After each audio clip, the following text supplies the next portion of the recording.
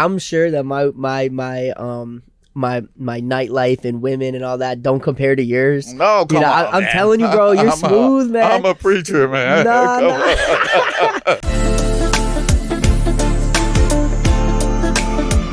Oh, it's crazy, baby. Here we go. Welcome to the Dope Podcast. One more time. I'm here with my brother, Mikki Mase. What's up, brother? Yeah, how's it going, man? Good, man. I'm happy to be here. I'm happy to be around you. Thank I you.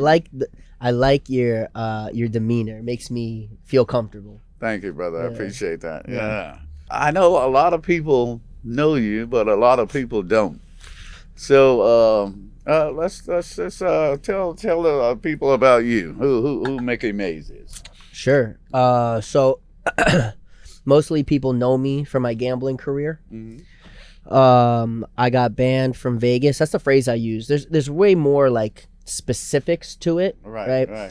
That's not that blanket statement doesn't technically hold fully true. Right. But just to like make conversation easy, that's the phrasing I use, right? I got banned from Vegas for winning too much. I'm actually banned from close to every casino in the world, even ones I've never been to, but there's no real number because there's so many I haven't been to.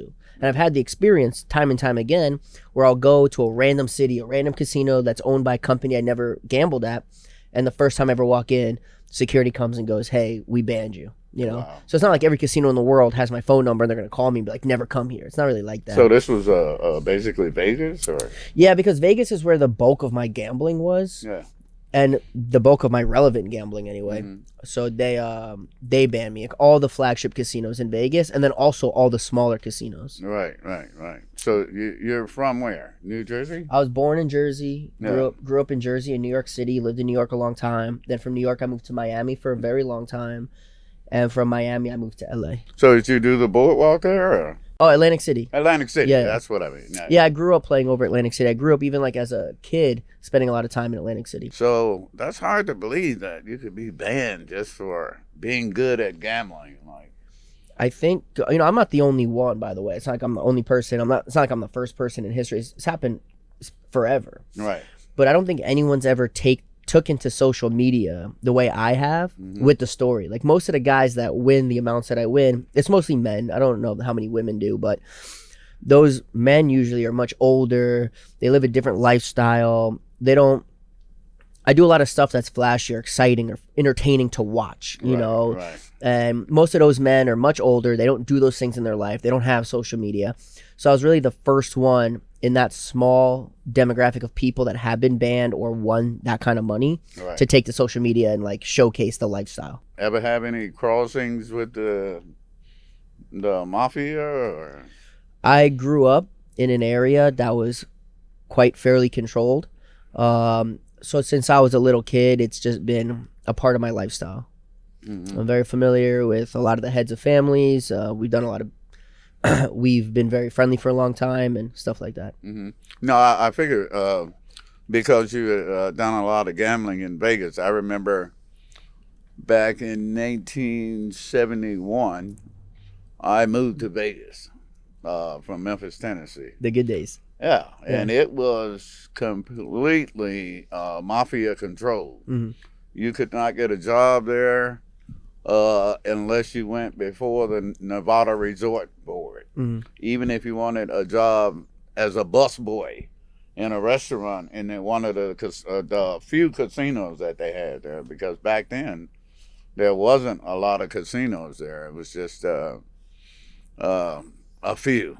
And then you had Fremont Street downtown. How much did you make? Like doing your times in gambling? How much would you say you came out with? There's an agency that has calculated $32 million for the last 3 years of my gambling career. The last 3 years. Yeah. Well, because I'd gambled my whole life. Yeah. But basically, the final result per them is $32 million. And you're 33. I'm 33. Yeah. Well, yeah. Wow. 32 million. Yeah. So you still got the bulk of it, or? What I want to borrow some. That's why I'm asking. what I did when I had my peak, so my biggest single session win ever was $11,526,000. Yeah. And I knew that when I won that 11.5, that the 2 casinos I was playing at, because I played 2 casinos the same session doing chip transfers. I knew they both were banning me when this happened. That's actually the reason I stopped playing, because I was going to keep playing, but they came and got me, and they said cash out and get out. Wow. So when that happened, I called somebody very close to me that does real estate. Always wanted me to do real estate with them, and we do always had some aligned interest in real estate. Right. And I said, I need you to get this away from me. I need you to save me from myself. I'll flip a coin for all the money in the world, given the chance, you know? So we came together, we made this investment portfolio, and we all put money in. I got the money out of my hands, and it is in a great, great place. It's in a better place now than it was. Yeah. So what was the women in the nightlife for you, like back when you were, when you first got started and you were really into the shit? Yeah, like, I'm sure that my nightlife and women and all that don't compare to yours. No, come on, I'm man. telling you, bro, you're smooth, man. I'm a preacher, man.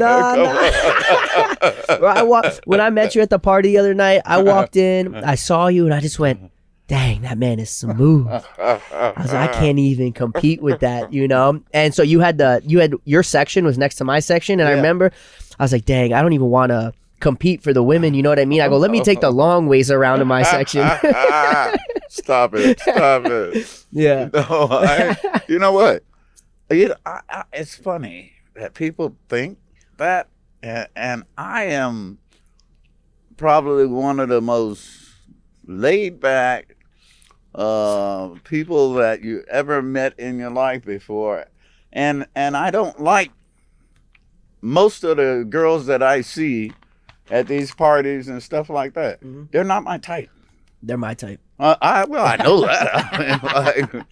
I know that. I'll make you a deal. Next time we go out, they're all going to gravitate towards you. Yeah. You can just shift them over towards my way. I'm going to send everyone to you, especially the ones with the duck lips. Yeah, I'm going to let you have all those. You just like natural or what? I like natural, yeah. Well, I think the idea is that we all like natural, right? But a lot of girls naturally don't look the way that an ideal natural looks, so they have to go non-natural, you know? Yeah, they go and get it done, and I mean, it just looks absolutely crazy, Some of them go way too far. Some of them go too far. Yeah, I mean, like, God, I bet you were really pretty before you had that shit done to your lips and, you know, your nose and all that. I mean, like, it's crazy. Yeah. But I'm a quiet person. A lot of people think that I'm this flamboyant player and all this because of the way I dress and everything, but I'm not. I'm just not. You got a girl? I don't have a girl right now. No. You looking? No, not really. I mean, like, if I ran into somebody that I thought was worthy or somebody that made me feel some type of way, I would definitely go for it, you know. You know what you said, actually, that I think is a huge problem with men, maybe more in my generation, even younger than I. You said if you found a woman that you felt was worthy, right? Because you know how much value you bring as a man. Right. I think a lot of young men get a misconception, a misunderstanding. They go, what can I do to get the girl? How can I be good enough for her?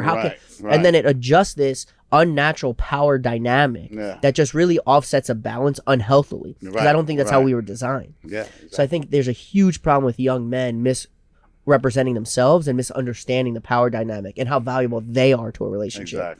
Exactly. Well, I just want somebody that's sweet, kind. It's not about having money or having being able to measure up to what I have or anything like that. I just want somebody natural, sweet and kind, and has a good heart. Don't forget pretty. And I mean, pretty helps. You know, like I don't want to have anybody that looks like Jamie Foxx. Who's a woman that Jamie Foxx played? Yeah, but if she looked like that, I mean, like, hell no. I mean, I'll stay single. You know what I'm saying? So. I feel like that might be my problem because I'm so superficial, materialistic that I will choose the girl's looks first. That comes first to me. Right. Because she don't look right. I don't even want to know the rest. Exactly. I mean, I've seen women that are, I wouldn't dare touch the way they look in the face, and has the most spectacular body that you can ever imagine. You know, like, and I've had some women that wasn't pretty. Okay. And they just had a beautiful heart and a beautiful soul. So I went for it and I dated them just because of their heart and their soul. You know, I said, you don't have to be pretty for me. I mean, I don't want to embarrass myself, you know, like choosing some ugly duckling. But yeah, man. I mean, it's just you know, you gotta have something to make you feel better about it. So good looks help. Yeah. You know, I feel like this. Like you're a smooth looking guy. You ask me, you move smooth, all that. I don't, right? I look like a bridge troll. So I say to myself, I'm already ugly. So if I date an ugly girl, then it just everyone in the world is gonna be like, oh, he's ugly. But if I date like this smokestack, right? People second guess themselves. They'll be like, wait, is Mikki actually good looking and I didn't realize? And then it's a long game. They all think I'm better looking than I am because my female is very beautiful, you know? Yeah.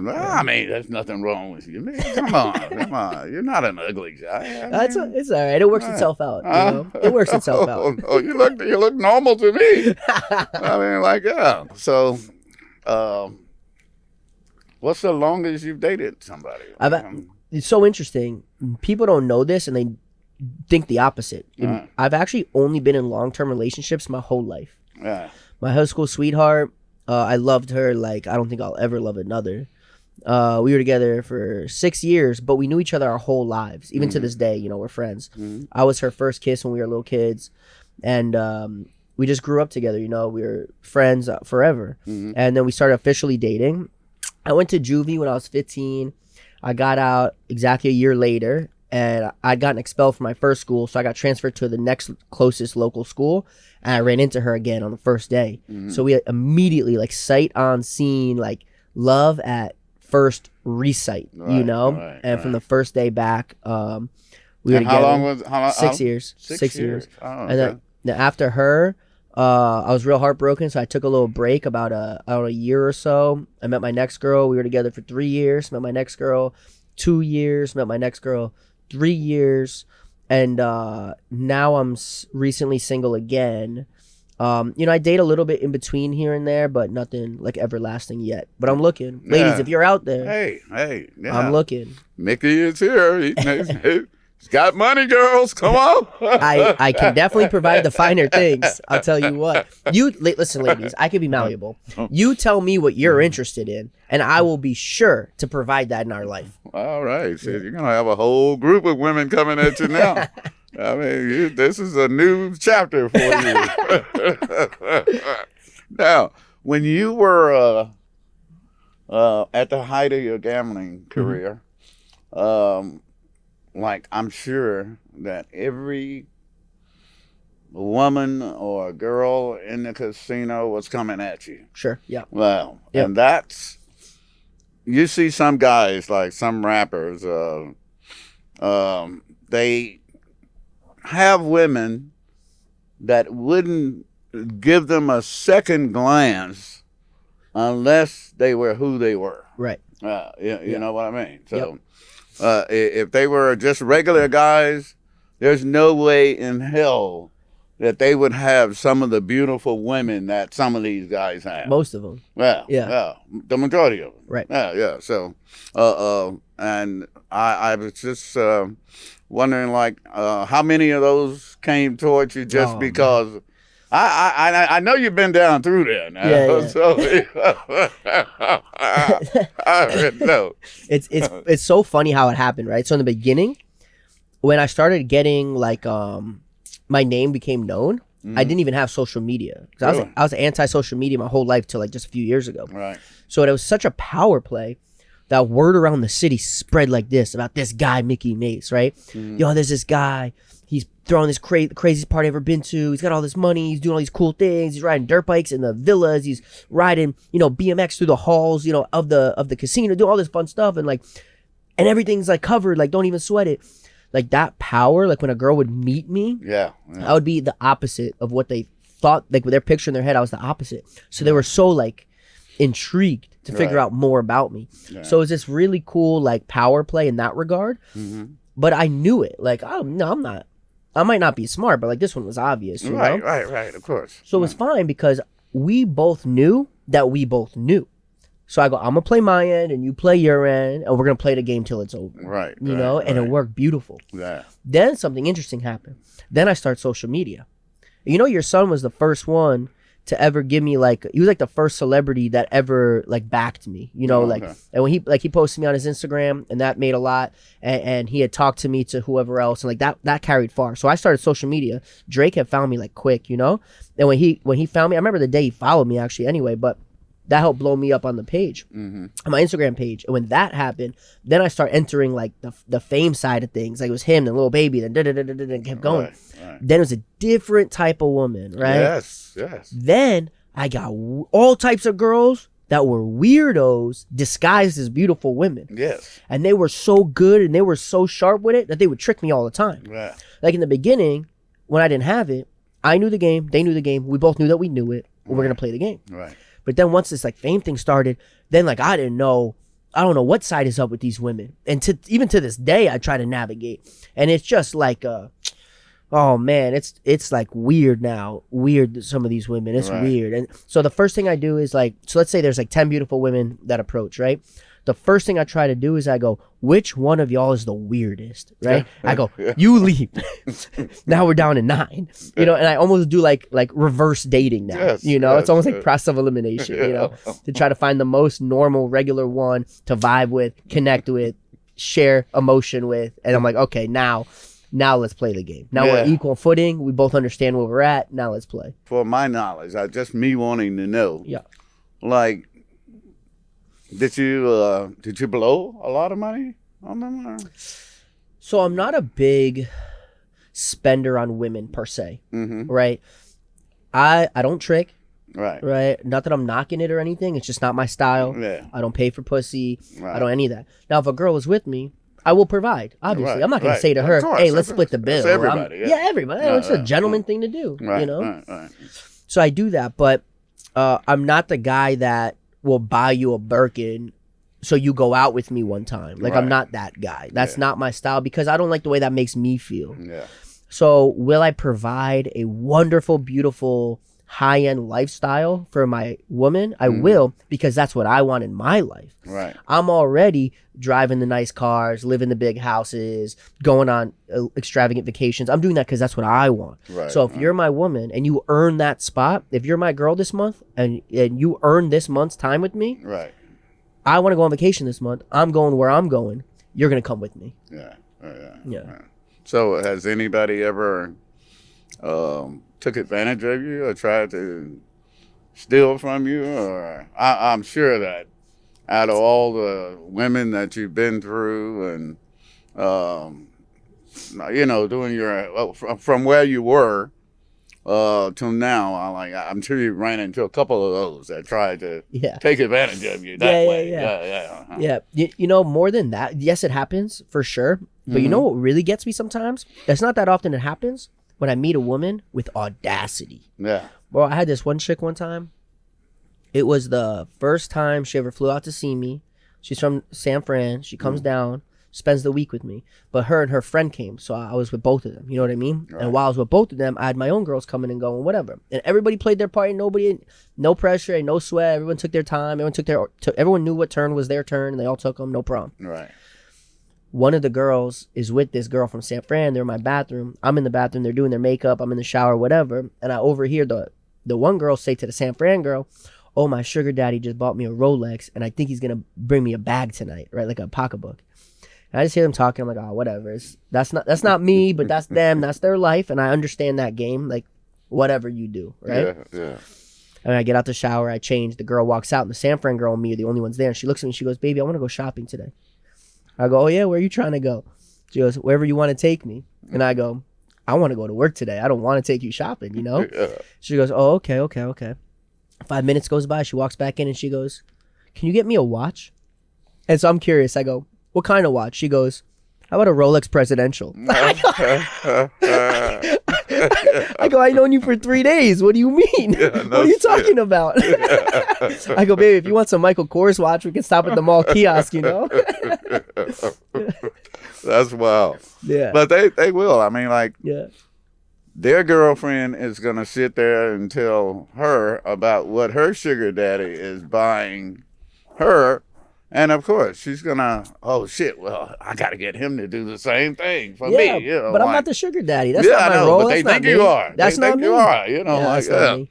Yeah, especially Yeah. if you got any cash that, or if they know or presuming that you have cash, they're going to ask for Yeah. it, you know, so. They can ask. I mean, I'm going to answer, Yeah. you know? There's one little fellow, I'm not going to call his name, but he's a rapper. And my God, does he buy a lot of girl stuff, you know what I mean? Like expensive, $30,000 this and then the girls go back and talk about him, about how small his penis is. So I said, what the hell? I'm not going to call his name because I would really be in trouble. Give me a hint. No. Give me a hint. No. I'm not going to do that. Give me a I'm not hint. gonna do What that. city is he from? I don't even know. Oh, okay. I don't know. He's one of the back rappers. He's not really one of the top. He's not in the top tier, but he's a rapper that's behind the scene enough to where he has money that he can afford to buy presents or for girls that he likes, you know. So Whatever. Like I said, I don't knock tricking. To each their own. right. You know, I respect all sides of the hustle. It's just not me. That's Yeah, it. I It's just, understand. yeah. So But if you're my lady and you're whatever time we have together, you will accompany me on all the beautiful things that I'm offering. yes, you know? absolutely. Yeah. You can come out for a wonderful dinner. We can go on trips. Mm-hmm. We can fly places together and do this and do that. And I'm going to treat you like you're my queen. Exactly. Well, but But I'm not putting cash. I'm not giving you an allowance. I'm not paying you for the hours to be around me. If right. you don't want to be around me for the sake of me, yeah, I don't got to pay you to be there. Exactly. I got so Exactly. many women that are willing to just be there. Yeah. Why would I have to pay one of them? exactly. So I hate the ones that come out blatantly and ask for it. That's what. You know what their line is? They go, I'll come over, but you're going to take care of me, baby? Yeah. Take care of you. I go, yeah, I got guns. I'll make sure you're safe. What do you mean take care of you? What are you talking about? That's their line. I hate that. I know. It's just nuts the way they'll come out and ask. You might as well go out and pick you up somebody off the street if you're gonna shit. Yeah. If you're gonna be treated like that, you know, at least make me feel good about myself. You know what I mean? Don't just come out and treat me like I'm a trick. Yeah. You know, like just no fucking bones about it. Just so trick, you're gonna give me some money for fucking? Yeah. You know what I'm saying? Yeah, exactly. At least let me feel good, you know? At least let me feel good about it. Yeah. All right, here we go. We're going to get into a segment of the show that we do call Hot Takes, where I'll be asking Mikki a few questions about a few things, and he's going to give me his answer. That's a good thing. You about to hit me with hard questions? Like big opinions? Yeah. Okay, let's go. Let's go. Okay. Here's the first one. Mm-hmm. And this is agree or disagree questions. Agree or disagree? Yeah. So the first one is you can't be good at gambling and bad at math. Do I agree that you can't be good at gambling if you're bad at math? Right. I'm going to disagree. You disagree? I'm going to disagree because you could be good at gambling from aspects that are people and not numbers. Right. The stories of casinos breaking people's arms and hurting people for debt owed are all urban legend scare tactics. Not urban legends. That stuff did happen, right? There's two ways to look at it in modern day. The board members, executives, the real bosses, they used to call those shots back in the day. Yeah. They don't anymore, but what happens now instead is, unbeknownst to those executives, standard like low-level workers, they'll put a call out try to take something from somebody or hurt somebody. Right. Yeah. Well, I remember back in the day that they actually killed people. Yeah. They kill people. I had a friend, I think her name was Rose.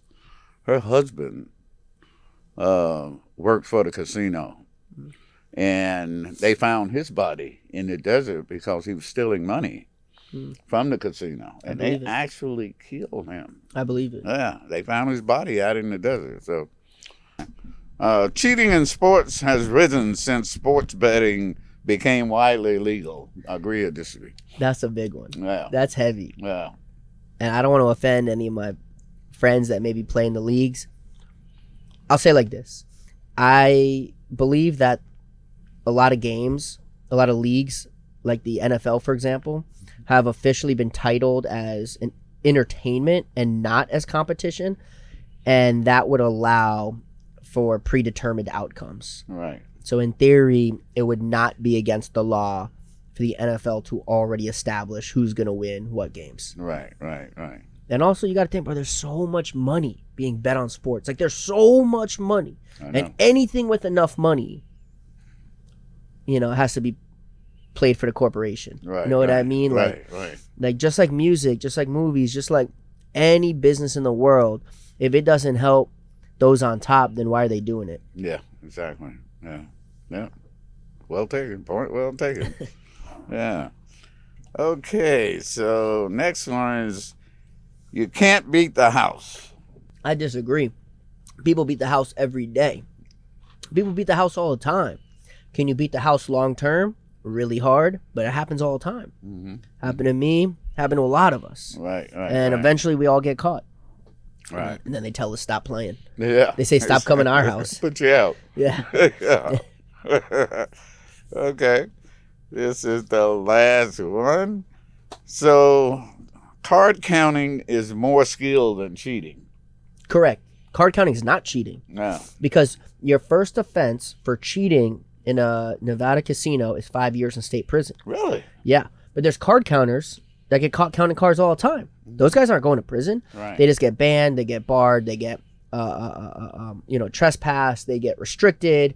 They get like all different ways of handling them, but none of them are prison. Right. Yeah. So when I go to a casino, I prefer the slots. Okay. And I normally have a system to where I'm going to make that machine pay me something. Really? Yeah. Pay you something like something back or like profit? No, profit. Okay. Yeah. You want to share? I'm interested. Well, I sit there and play the same machine until it hits because it can only roll so many times before it's going to pay something. And if you stay with that,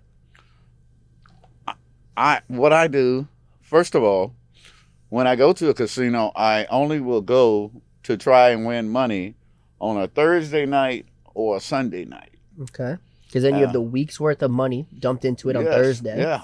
Or the weekend, all the tourists come in and their money pumping through the weekend, so you get the tail end. Right. Got it. So that's the only days that they've allowed the machines to actually pay off, and I've learned this over the years from playing different casinos. Thursday night and Sunday night, Monday, Tuesday, Wednesday, Friday, Saturday, you're not gonna win anything. Those are sucker days. Yeah. You're saying they're the ones feeding the money, so Thursdays and Sundays can hit. Thursday and Sundays. This is only geared for the slot machine. Yeah. As far as I'm concerned. As far as I know. Right. Yeah. So and those are the only nights I'm gonna play in a casino. That's a Thursday and a Sunday. Does it work every time? It works every time. Every time. Yes. Yeah. I've gotten on the wrong machine. Sure. And I've lost. I'm not going to lose much. If I lose $300, I'm done. You know what I mean? So you lose a few $100 sometimes. You got wrong machine, switch machines, try another couple hundred. Yeah. You play penny slots? Is that what it is? No. I play quarters. Quarters. I play quarters or dollars. Gotcha. Dollars is big spins. Yeah. A dollar spins is a lot. Yeah. Especially because you could hit it like this. Yeah. I just spent $20 right there. Yeah. It's like dollar like this. Yeah. If you play the dollar machine, and you sit down on a machine that it's weird because it'll pay you within the first 5 spins. If it pays you in the first 5 spins, then that machine, eventually, if you stay with it long enough, is going to pay you something. Again, after it hits one time. Because they're parceling out the payments that basically the machine owes to the players. Right. And a lot of people will stand around and watch you, and watch you long enough until you put enough money into that machine. And you get up, and they think it's going to pay. So they'll run and sit right down in that seat. Yeah. Stand back over across the damn room and watch it. Yeah. And think that it's going to pay. Well, when I get up from a machine, I already know this machine's not going to pay me anything. You know, even though I put $100 in it. And people have that notion that if somebody else sits there and feeds that machine $100 or you know, like, even in playing quarters, it takes you so long at that machine to win anything because it's not going to pay, but it takes you a long time. So people notice you and they say, oh, he's been at that machine for quite a while. Yeah. So when you get up, boy, they're fighting for it. Yeah, they think you're feeding the money in there so they can take it. Yeah. And then they go and sit down and it not going to give them shit either, you know, like, so anyway. When you hit those machines, how much are you winning? There's like jackpots, right? That's what you're hitting? No, I'm not hitting jackpots. I'm just hitting minimal payouts. Like maybe I've hit one for 3,300. Oh, that's, you know, on quarters or dollars? Quarters. Awesome. On quarters. Yeah. 3,300, or sometimes it's 2,300, sometimes it's 1,000. This is great. Yeah. I thought you were gonna say, like, you know, you put 100 in, you win 50 profit. No. Thousands on quarters. No, thousands. That's great. At least 2,000 or 3,000. Yeah. So anyway, what I wanted to ask you to do is explain what happened in Chatsworth, because a lot of people are thinking that you were carrying a gun and the cops came and all that, but and I know that's not true. So if you can tell that story for me and let the people out there know what really happened, because a lot of people are not knowing what happened, is coming up with all kind of theories. So Yeah. So a lot of this stems back. I have some old gun charges. Actually, I go to jail on Thursday for them. So what happened at Chatsworth, it seemed aligned, but that's not what happened. Right. You know. So I went out to Charles Manson's cave, just some friends, some chicks, whatever. Just, you know, some Charles Manson's cave? Yeah. It's out in Chatsworth in L.A. Yeah. Oh, damn, I didn't know that. Yeah. The ranch is there, and then like right across the street from the ranch, if you know where to look, you can go through the mountain a little bit, and his cave is there. Oh, okay. Yeah, so like, you know, we had these girls out. Me and my buddies had some girls out. Like, haven't you ever been? Like, no, it sounds spooky. Like, let's go. Like, cool. So we go. And we're walking through. We find the cave. I remember when we were walking through, we heard a firework go off, and we were like, whatever. Then we see the cave. We're like, let's go back. So we decided to take the shoulder of the highway back. Just easier to walk than going through the trails that we got there. Right. So I remember we're walking through, and I'm in the front, like leading. You know, I'm just like walking faster, and I turn the corner where the car is, and there's 30 SWAT there with shotguns. Wow. They go, freeze. And I go, oh man, what do I do now? You know? They go, turn around. And I'm thinking, I'm like, I didn't shoot anybody. Like, I don't know. It's gotta be an error. It's gotta be, you know? Yeah. So I'm like, all right, whatever. So they go, turn around. Go, put your hands behind your back. Put your hands in the air. So I go, you want them in the back? You want them behind my back or in the air? You know, just trolling. Yeah. And they go, put them in the air. I'm like, all right. I'm holding my phone. I was just walking when they stopped me. So now I'm standing backwards, hands in the air. They go, walk towards the sound of my voice. I'm like, all right. So I'm walking, and this girl that I really liked, I saw she started calling me while I was walking back. All the news cameras were there. You can look this up. It's on YouTube. It's all the news picked it up. Right. So you can see I'm walking back like this. My phone rings. I see it's a girl I like. I go, hey, baby, how you doing? They go, put your phone down. They all got the shotguns pointed at me. I go, baby, I'm going to have to call you back, right? So I hang out, I come here. And so they bring me back there. They cuff us all. The girls took off on foot and got away, which is fine. And so me and my buddies, you know, they detain us. And they go, we got reports of shots fired. And, you know, we're going to find the gun. And, man, ain't nobody has a gun on them. You're not going to find anything, right? Right. So once I heard that that's what it was, I was like, I'm not too stressed about it. So I remember just clowning, bro. Like one of the cops had me in cuffs behind my back, and he goes, "You look familiar." And I look, and I make sure all the other cops are looking, and I go, "Oh yeah, we met on Grindr," you know, just trolling. And so whatever, they didn't find a gun, so they uncuff us all. And they go, wait over there till the rest of them are uncuffed. I'm like, all right. So I start walking over, and all the news cameras come back in my face. Like, Mikki, what happened? What happened? And I just told a sick joke, a sick one.